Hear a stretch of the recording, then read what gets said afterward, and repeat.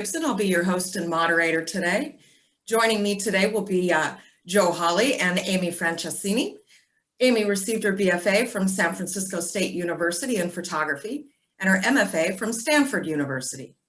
She's taught in the Visual Arts graduate program at California College of the Arts in San Francisco and Stanford University, and is currently faculty in the Eco-Social Master's program at the Free University in Bolzano, Italy. Amy is a 2009 Guggenheim Fellow, a 2019 Rome Prize Fellow, and has received grants from the Cultural Innovation Fund, Creative Work Fund, and the Graham Foundation. Hello, Amy and Joe. Thank you for joining me. Good morning. Good morning, Joe. Where is Amy? I don't see her on screen. Is she coming in on this? She's right here. I'm here. Oh, hi. Hey, Joe. Well, it's nice to be here with you, but we're so far apart. I don't understand this new media jazz, but this is a test to distance and closeness at the same time. If you just reach up with your left hand, we can touch in the corner of our screens. There we go. Amy, perhaps you and Joe could talk about some of the assignments he outlined for his students. First of all, I'm just so honored to be part of this kind of inscription of Joe's legacy in the world. So you mentioned that I went to State to study photography, but at the time the school was struggling and the dark rooms were closing at 5 p.m. and I would pass by the ceramics department and it was bubbling with energy and there was some sort of force that pulled me into those rooms, those dusty rooms. So I signed up for a class with Joe, and one of the first projects I think he had us do was to make a non-functional, I think it was a non-functional teapot. And of course, everybody in those classes wanted to make their teapots and their plates for their home, and people were really frustrated, like, I want to make something functional. And it really set a trajectory in my work in thinking about the function of non-functionalness, or the usefulness of uselessness, one might say. And that is a very special place called art that we need to protect in this world. And yeah, maybe I'll stop there. I don't know if you want to say something, Joe, about that project. Well, Amy, honestly, I change my format most semesters during my probably 30-year period of teaching at 3 different universities, colleges. But so I don't remember the non-functional teapot project, but I do remember some of the other things. They're buzzwords, really, to try to connect with a personal relationship with the students. One of the projects that I used to start off with, more often than not, was to do a fetish, some sort of special object in your life that connects with your spirit, the likes of that. I happen to have one in my hand right here, and I don't know if the camera's gonna pick up on it, but I'll give it a little prompting. This little fetish here is a frog. Now, it isn't my personal fetish, but I was first aware of it on a sabbatical trip I took up in Nepal, and we were sitting around a chung parlor, which is chung, like a rice beer, and there were some travelers there from various places, and this one guy pulls out of his pocket. We're talking about the antiquities of things there in Nepal, and he pulls out of his pocket a little thing, and out of his pocket comes this little clay piece. It is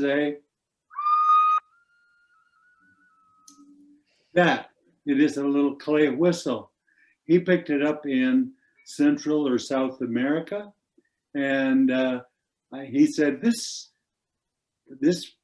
fetish that I have, that he had in his pocket, is older than Buddha. And I went, whoa, what are you saying, man? He said, yes, this is somewhere about 3,000 years old, found in one of the sites in South or Central America.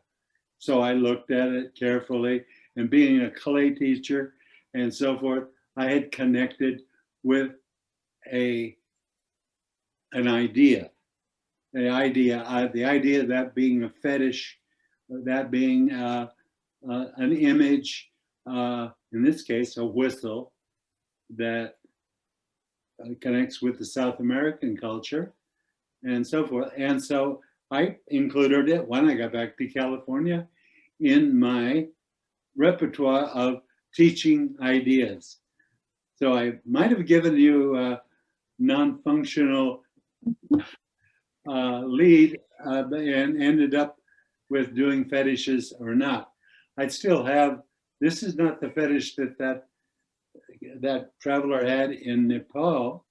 It is only a like, I picked this one up in Mexico, which is no doubt one of the ancestors of the original fetish in his pocket. So anyway. So Joe, yeah, this is quite cosmic, because right before we got on, I said, I have to bring something clay to this conversation. So I went to the closet, and this was a project we did last year at Iribuena Center for the Arts. And with our terrible addiction to making things functional, we made this tea kettle. Well, we didn't make the tea kettle. We found this tea kettle that doesn't have a whistle. And we made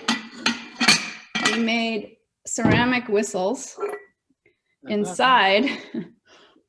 Some don't work. Some only work when they're wet.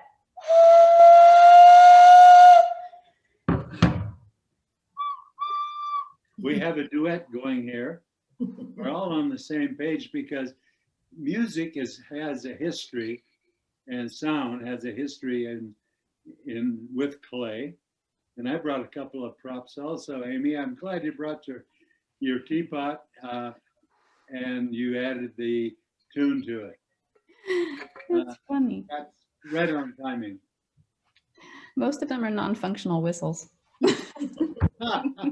Well, sometimes you have to clean them out because I found some awful things in my whistles over the years, such as little critters that crawl into them, and you end up with one of the little critters in your mouth and saying, what is that?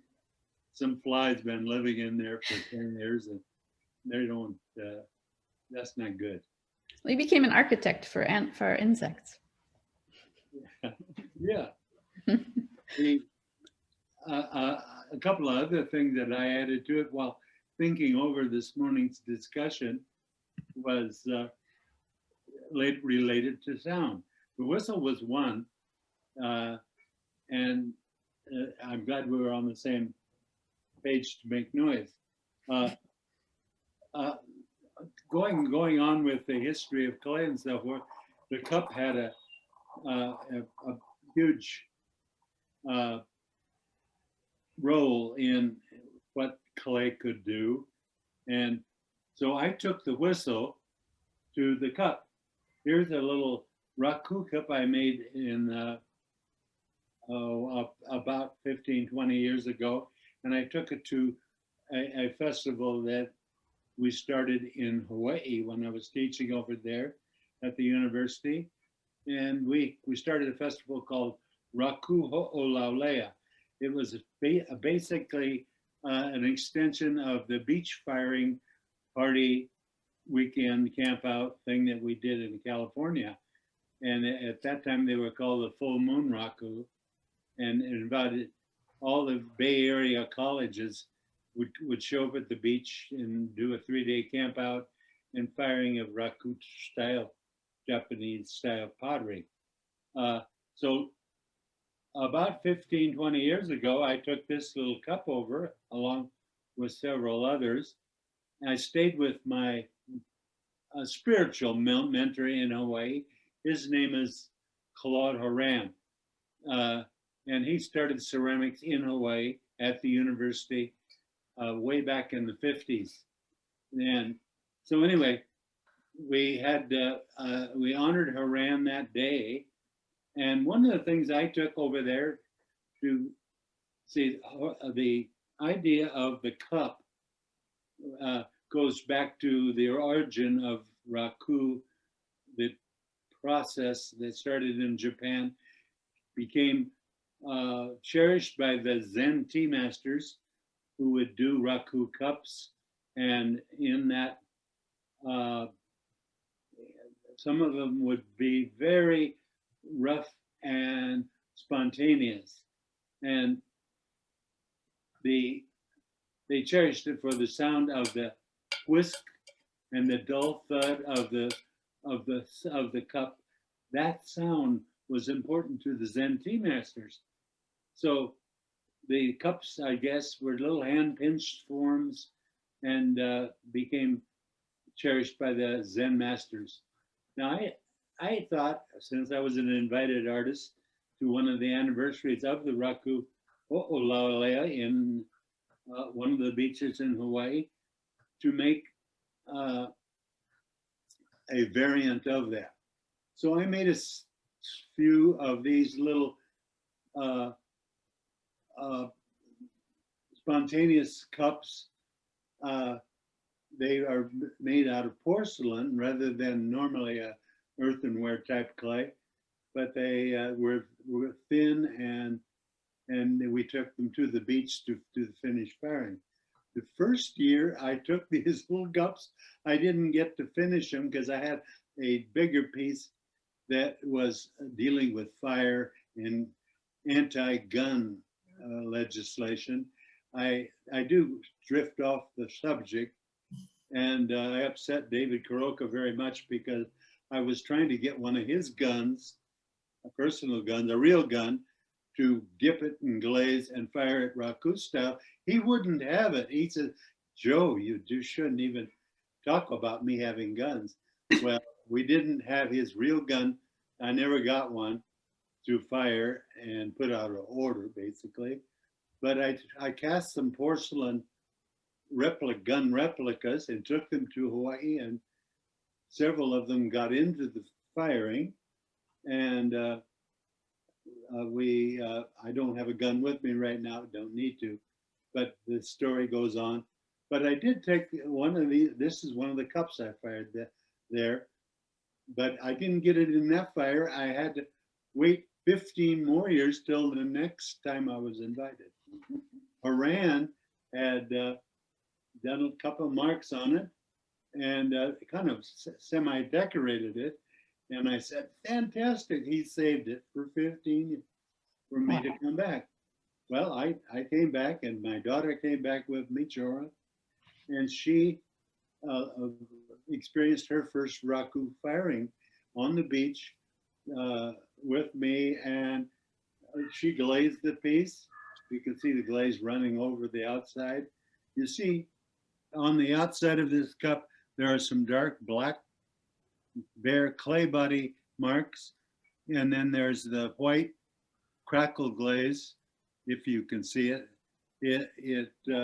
That is one of the results of the firing, the great glaze crackles. But anyway, I had brought with it a secret never to have come to the beach before in Hawaii in such an occasion. It was the whistle cup. Enter a bit of Japanese history to clay on the beach in Hawaii, Joe Hawley's whistle cup.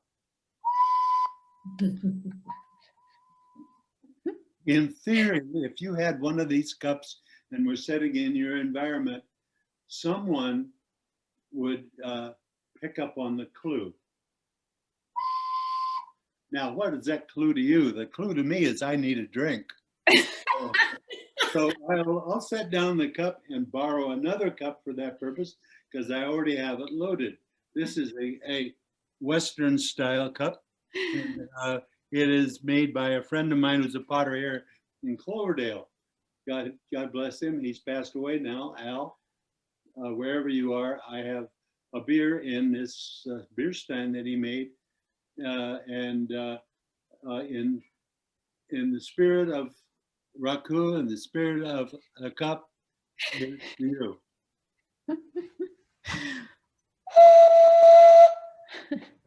I love it. I think, Duet, Amy. I think, We're in tune. yeah.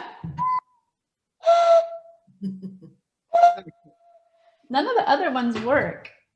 Well, They need water. yeah. California, we need water. I was thinking, Go ahead.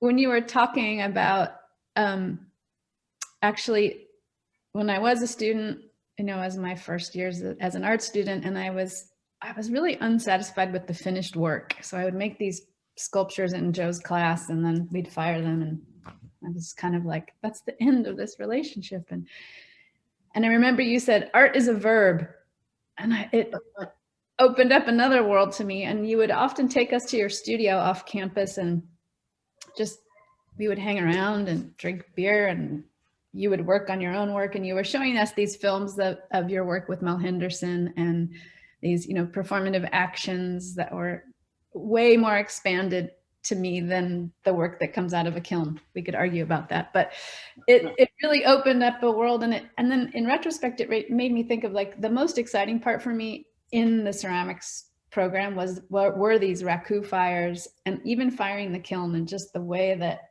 there was a performative and collaborative and very trusting zone of interaction that you created there. I mean, we all really trusted each other, that we took care of our pieces not to explode in the kiln. And I think I was always searching for how to embody that ethos in my work now. And it's really was a seminal point in my thinking about how to maintain that spirit of verbness in our work. Thanks, Amy. I feel the same. I found a community through clay, and I found that the clay people early in the game those are the people I wanted to hang out with, because we helped each other. And then when we found that we could do our thing at the beach, it was even more of a plus, because I kind of grew up in Southern California, and the beach was where you went when the weather was right. My first teaching gig was at San Jose City College, and the thing I did there, as I took the class to the beach, and under the premise that we were going to have a non-verbal seminar at the beach. And that attitude, and I said, the only rules there, I says, we're going to discover what we discover, and we don't know what it's going to be, but the rule is that you can't talk. I didn't want a bunch of people sitting around BSing about what they were doing. I wanted them to intuitively pick up on that. I think through the years, the Raku Festival did that. We all went and we kind of fit in where we could fit in. Somebody's chopping wood and somebody's flying a kite. I mean, you don't know what they're going to bring and how they're going to interact. But one of my, I always tried to involve clay with it. Yeah. And sometimes I got over my head, literally. I remember once I had at a Raku festival, at that time I had a little Volkswagen thing, a little Jeep kind of style convertible, and if you deflated the tires a little bit, you didn't get stuck in the sand. Right. So I started running around the beach there, delivering tanks of propane and whatever we needed, and I had the tool to do things like that.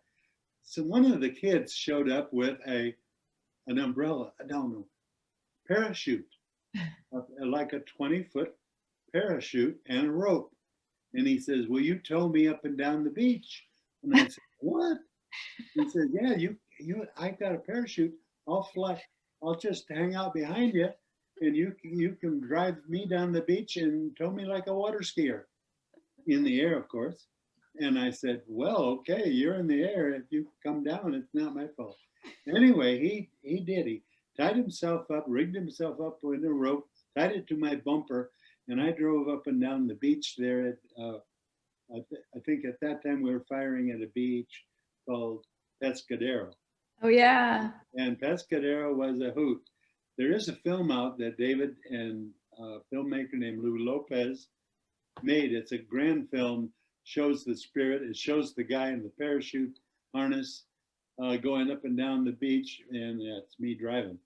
And it was, you never know where these kind of events are going to go. And yeah, they don't always go in the direction of clay or mud. Sometimes this guy was flying right over the kilns. They were firing at 2,000 degrees in a cloth parachute. And I thought, God, if he comes down on a fire, he's going to be in trouble. But luckily he didn't. He was able to fly it right. Okay, I'll just ditch that thought. That is an end of a teaching era for sure. Absolutely. It made me think. I taught a seminar at CCA that was inspired by Alan Capro's work. He did a piece, he also did a piece at Pescadero Beach where he had all of his students build a city, and basically he gave them instructions, and then I think he also said they couldn't talk. And so I did the same thing, but my students, they, instead of building a city, they built a huge long dinner table, and we had a great feast in the intertidal zone. So it was on the edge of knowing if we'd get run away from the tides or not. And yeah. The only thing I said was everybody has to bring a dish for a potluck. That was just a practical thing. But then they somehow, without speaking, just started making this really long dinner table. Wonderful. Yeah. Did it end up as fish bait, or did people actually get the? We got to enjoy it, and then we let it go we just watched as the tide came in, and we let it go, and it fell apart back into driftwood.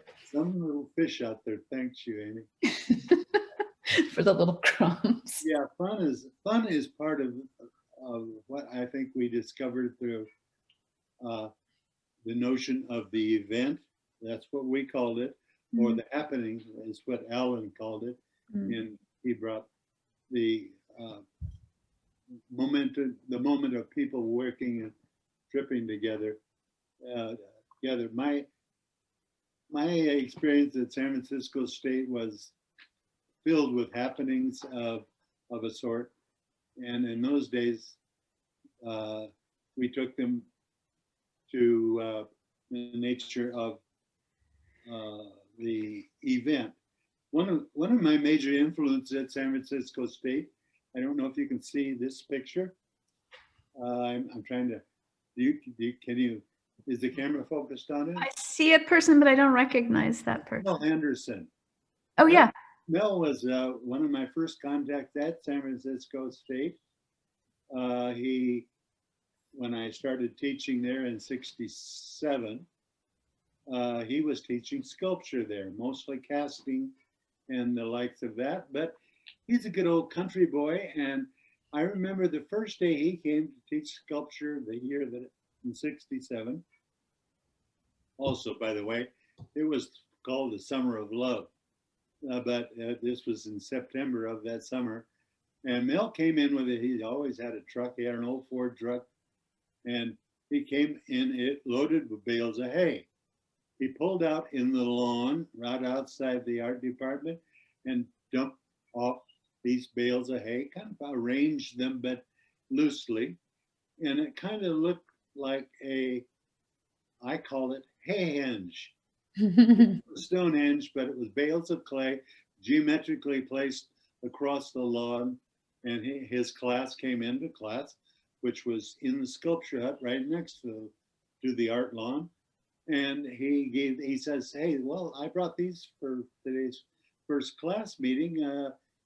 Let's see what we can do with them. Well, they strung them out and made lines and stacks of these hay bales. And so the hay henge idea was begun, and they knew exactly spontaneously what to do with them. Now, that's not, the day wasn't over, because by noon, they were tired of sitting on hay bales and so forth, even though they had a presence on the lawn. Mel went out, he had 3 classes that day, morning, afternoon, and evening. The afternoon class, he went out with a pair of wire cutters, thump, and it made a huge noise because it was releasing the tension on the strings, that the wires that held the bale together, and it kind of exploded. The boom went, and Mel had these loose hay, you know, maybe 10 bales out on the lawn, and it fluffed up all that hay in a very messy situation. But it was okay. It fluffed up into a haystack. Okay, now Mel's day wasn't over. I'm getting off on this with what this guy came to class prepared to do, because he had 3 classes in mind, and each one of them had a different perception, different perspective. So after the afternoon class played in the haystack, he came in with another truck, a rental truck, for his evening class, which was a big truck, what do you call, had stakes on the side, flatbed. Okay, he got his evening class, which was the graduate seminar. He had pre-announced that they're going to have a hayride. All right, man, that's the 3rd chapter of this day for Mel. His class cleaned up the lawn, threw all the hay on the truck. I jumped on with him, jumped on the truck, and he had a driver specifically instructed to take us on a hayride in the city, San Francisco. San Francisco is a pretty good sized town. And we first went down, we're closest to the beach out there on 19th Avenue or Lake Merced. And we went down the Great Highway, and that's about sunset, beautiful sunset, hayride, everything's untrue. It's really quite romantic. Snuggled in a hayride with your class. I have to admit, I behaved myself. But anyway, after down the beach, we went down Geary Avenue, which leads to the heart of San Francisco, down amongst the financial district, and in the back of this truck, sitting on our bale of hay, and some of the students started to sing and make music, and hey, we're having a good time. No, we weren't buckled in or anything. We didn't have to think about things like that back in the 60s. I guess we just didn't. We wanted to keep within the parameters of the state side. Anyway, through the city, the financial building, tall buildings, stopping people on the street. Oh, look at, there goes a hayride. You don't see one very often in San Francisco, but Mel brought it together. It was a very complete day for a hayride. We ended up back down by the beach and back in San Francisco State. Everybody could claim their ride home, and nobody fell off the truck. I wanted to recognize Mel because for the next few years, I worked with Mel we co-taught some classes and did a number of things that involved the city, involved a larger space. The time that we were doing this was just after the strike. We had one of the largest student strikes in the country at that time, and it was in 1968-9, and where we had hundreds of police on campus, thousands of students in picket lines, and it went on for almost a major part of the year. The strike originally started off as a strike for Black studies, ethnic studies, in which they didn't want us to teach that kind of thing. Well, one of the black professors was professing it in his class that we have they had to have the right to teach what they wanted to teach and how they wanted to teach it. Part of it was like, if you need to have the power of the firearm to make a point, use it. Now that's pretty strong medicine that he's professing. So he got basically fired, and the current president was fired. Reagan was governor, and he appointed S.I. Hayakawa to become the president of San Francisco State. His first action, which made the news, we had lots of news out there. We're learning, we as faculty and students, we're learning lots about how the system worked, how media worked, how the city got activated, and how the news played it back. Now, some of the things we did weren't for the news, but we wanted to be available. Anyway, Hayakawa jumped up on a sound speaker truck and pulled the cord on it and made national news. Later, he was elected as a senator, way over his capability. And he was not a very popular president of the university at that time. It fueled the strike, the idea that Reagan would appoint an English semantics teacher, the president of the university, because he pulled out a speakerware. I'm going to let that ride, but we're coming out of the strike now, and Mel and I, and we taught some classes that were about activating what needed to be activated in the spaces of the city and the Bay. The first thing, we were supposed to be making art, right? And I was blowing glass and making clay things at the time. Mel was casting some metal pieces and had some things in the works. A third person we were scheduled to have a show at the Berkeley Gallery, which at that time, excuse my long-windedness, Amy, but we had this gallery that was going to show our work, and it was coming up in January, February, and we hadn't made any object because we'd been on strike. We hadn't made any, art pieces, no cups, no whistles, no dildos, whatever we were making at the time. I was guilty of it all, but I didn't get them to show piece thing. So we decided to close the gallery and say, it's not here anymore. It's not in the gallery. The gallery will remain closed for a month, and it is in the streets. It's around you.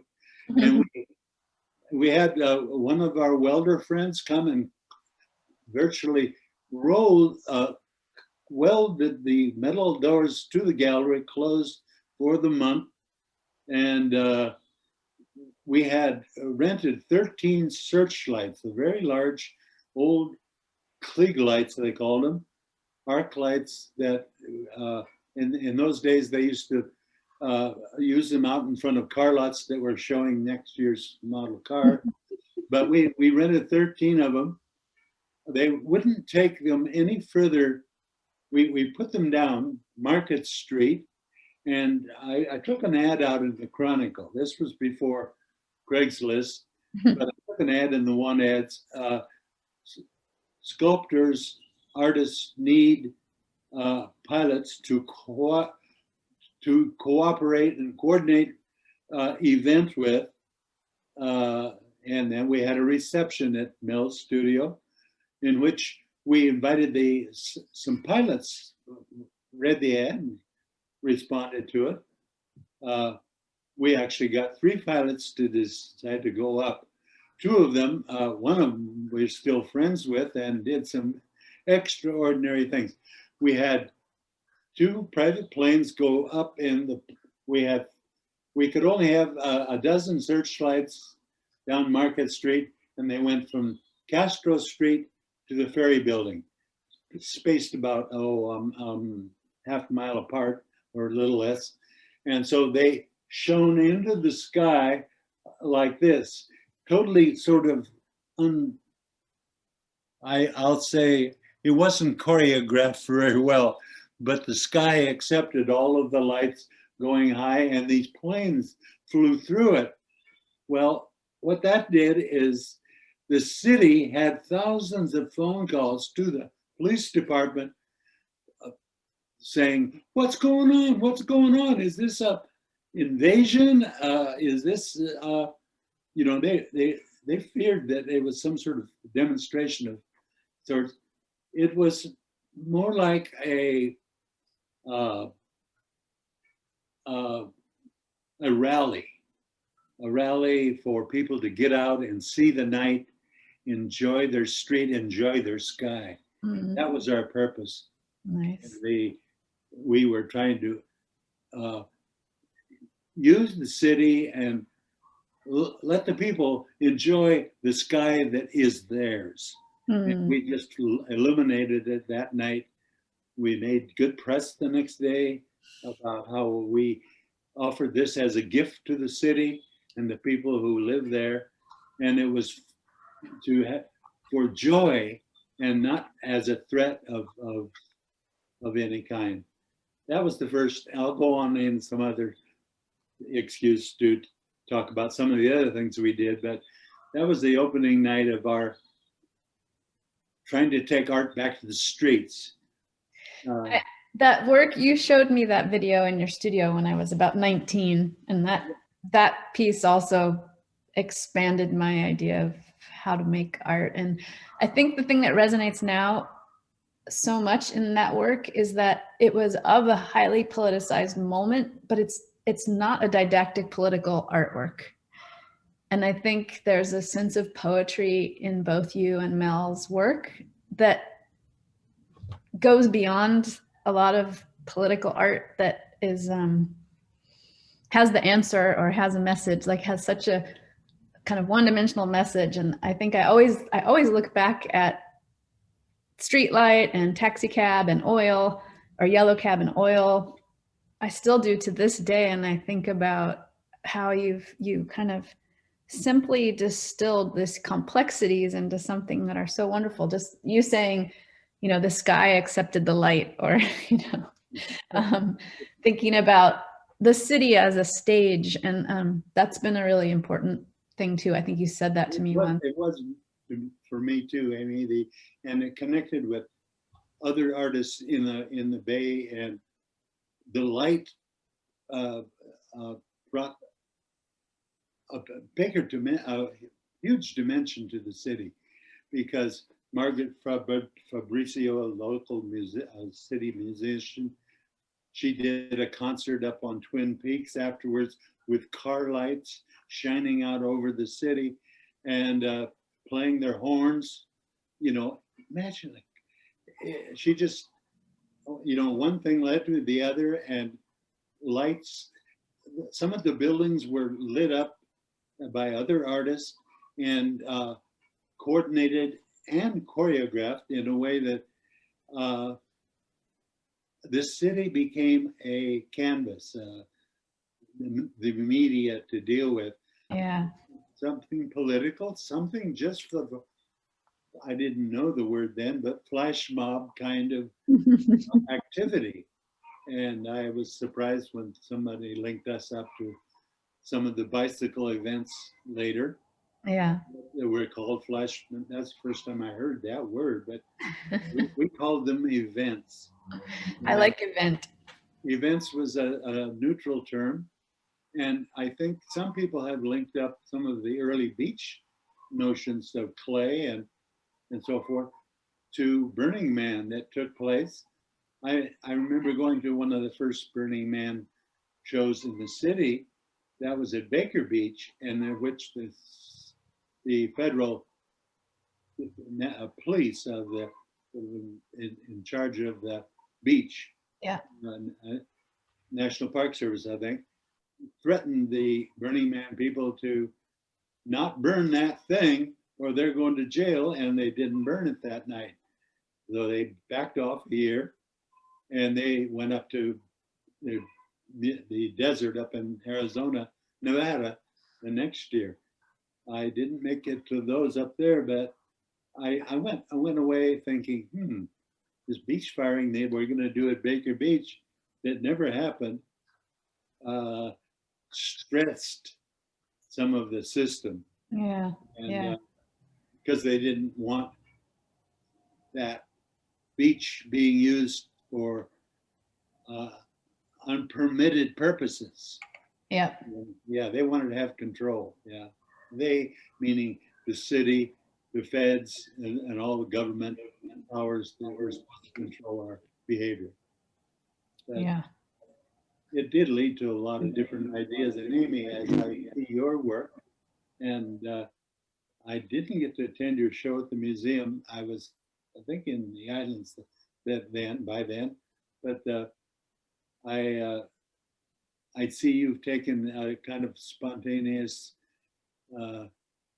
interaction with objects and spaces such as gardens and growing and processes such as that to involve groups of people and concepts that went on and on. Yeah. I'm really happy to see that. And Well, you've been a big influence, really, really, and I think, you know, is also for me a form of making work, and I really enjoy it. It doesn't have the pressure or the audience of a museum show. You can kind of get away with things and experiment. And I saw you doing that as well. And I mean, Mel and other teachers I've had took it really seriously, like just these acts of the hay and the hay hinge and the hay ride. It's so beautiful that was teaching, you know? Yeah, it carried on and it got more and more complex in my own thing. Right after Mel did the hayride kind of sequence with the hay bales, I started thinking I had been working for 6 months with inner tubes. I had taken a year off from San Jose City College where I was teaching, and I was a little bit dissatisfied with glass because glass, I couldn't have envisioned going bigger with it other than stained glass windows, and I wasn't there at that time in my brain or my imagination. So I went in San Jose, I went down, and a friendly object that I had used both in the water and in my studio was blowing up inner tubes. And I found this old guy in San Jose who had a business of repairing earth mover inner tubes. Those are big inner tubes. Wow. Yeah. And then truck tubes, those are big too. So I went down and found out how he was repairing them, and I ended up buying a vulcanizing press, which is a heat press that you can weld rubber with, and took it back to my studio. And that time I had a partnership with my later to be wife in a gallery in San Jose, and I set up the vulcanizing thing in this studio gallery and started making serpentine kind of cut inner tubes, cut them up and welding them back together into these large serpentine. I was having fun. Having fun. One day we took one of the big inner tubes, a buddy of mine, Lou Lopez, the filmmaker. It had rained for a couple of days in San Jose, and the Guadalupe Creek that goes through San Jose was flooding at flood state, going out till I knew where it ended up in El Viso, at the southern tip of the bay. And I called Lou, come on down, we're going to take a ride. And he just jumped at the thing. He and his wife drove down from San Francisco. We put a plywood deck on it, and we floated all the way to El Viso on a big earth mover inner tube, like Robinson Crusoe, I guess. But we were the envy of every little kid that came out to the bridges in the way.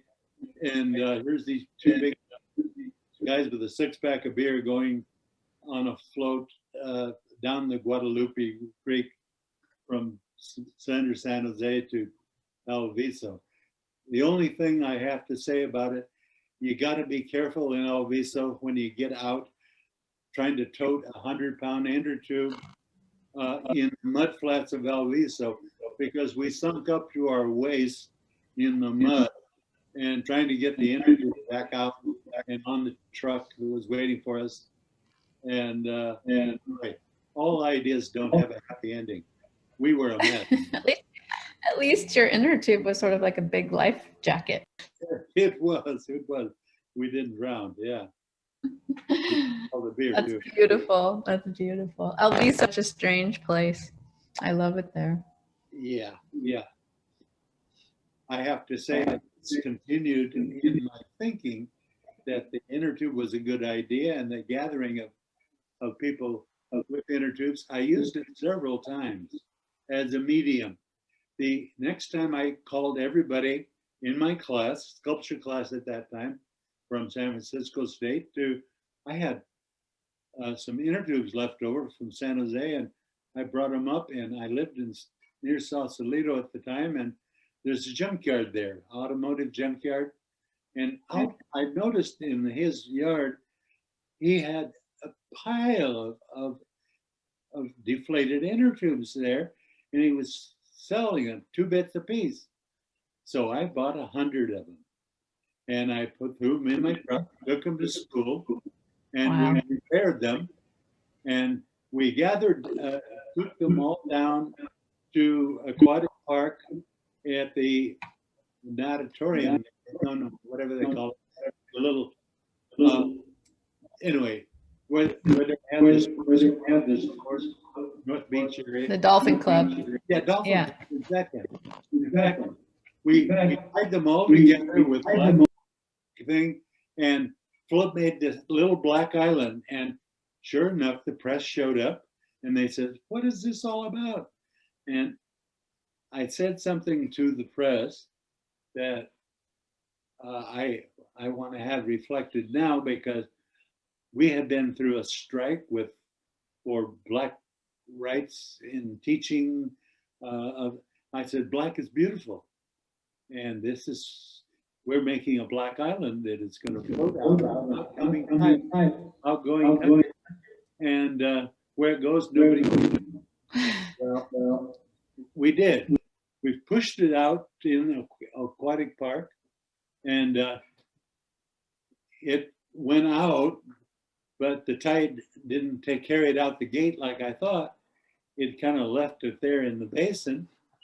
And I just went home that night, and I came back the next day to find it, and they were all slashed and cut up and punctured, because our little floated underneath the Dolphin Club's pier and that night, and the Dolphin Club people got very nervous that it was going to, on a high tide, lift the pier and float the whole pier away. So I never thought that, and I never considered it a dangerous operation. But anyway, I picked up all my tubes, took them back to San Francisco State for another chapter in the life of rubber. Rubber art. Great story. Anyway, once you get on something as friendly as an inner tube, it's hard to get off. Because I did another event in Hawaii with inner tubes, and it was another flotilla. Anyway, I'll probably do another one. Joan's got a hot tub out here, and we're going to probably fill it with inner tubes any day now, with or without her permission. All right. All right, I'm not going to pick up all of your time. I'm pleased to. We're spreading the word as we speak. I hope people pick up on one idea leads to another. One idea leads to another person's action, and I'm glad to see you're working at it. When you get back to California, I want you to come up and see what we're doing in Cloverdale. We have a little spread here on the hill. I bought an old schoolhouse when I retired, and my daughter and I are here, and she's growing animals and gardens as we speak. Nice.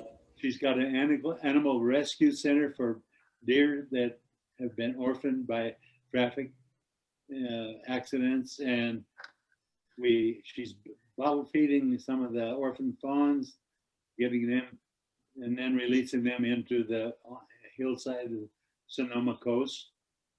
She's growing gardens that we eat off of or out of, and we anxiously. I'm back and I'm just in quarantine, and after I'm done with quarantine and tested negative, I'll come see you. All right. We beat you there. I mean, we have our tests and getting our back together right now. But Great. this is going to be a long chapter, and I'm curious as to what kind of art is going to come out of this quarantine experience. I haven't come up with the right idea in my own ideas. I did try to write a song once. Didn't come out. I'm not much of a singer. Nobody understood my whistling. I would love to hear the song. I'd be backup in your band as a whistle player. I'm not going to put it on this tape. You say, "Oh no, he's taking the music." We have one here at the old. This used to be called the Glen School. It was a one-room schoolhouse, and Hannes is here with us, John's partner, and he's a jazz musician trained in Austria, and playing with a couple of local groups here in the Cloverdale, Marin, Sonoma County area. So jazz is alive here. Nice. Amy, Yeah. you have mentioned, sculpture in Cloverdale. you've mentioned numerous times about how influential Joe has been to you as a teacher and mentor. Do you care to expatiate on that a little bit before we go and tell us how it's changed the direction of your life?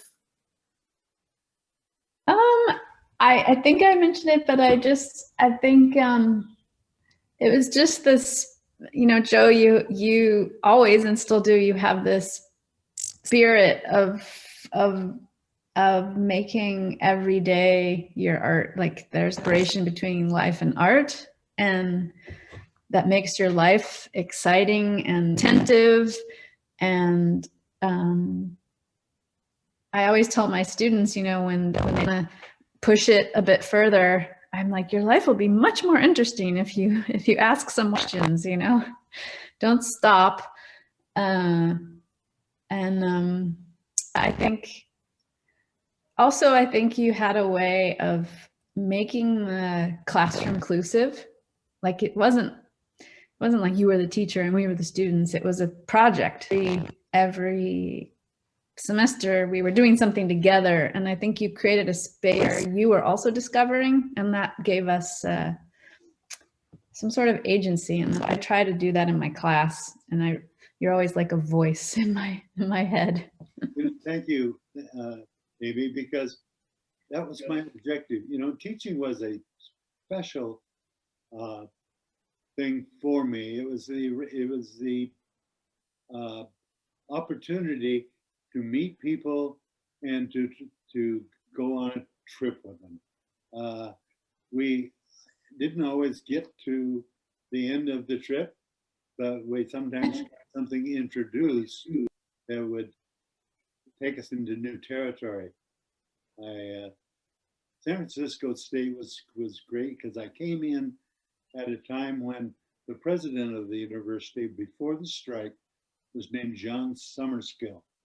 And Summerskill had a class or a program already started called the Experimental College. Students actually could make a class and teach it, and it would be subsidized by the university. It didn't, Wow, that's great. The bureaucracy of academic senate or some committee to approve it, or some administrator to give you the permission to go. He took it beyond that, and there were classes that included different departments, dance and music and art ideas. Well, it allowed me the freedom to do some of the loose-ended things that we did. That's so great. I know at Berkeley they have a program like that called Decal, and students can propose course. And I saw the listing once. It was so beautiful. One was like the history of Tupac, the rapper. Another one was teaching in prisons. But I think it's so important to have that space where things can block without all the weight of the bureaucracy. It's nice to think about how. Exactly. Well, I want to thank you both for taking the time out of your day to share with us. This has been absolutely fascinating.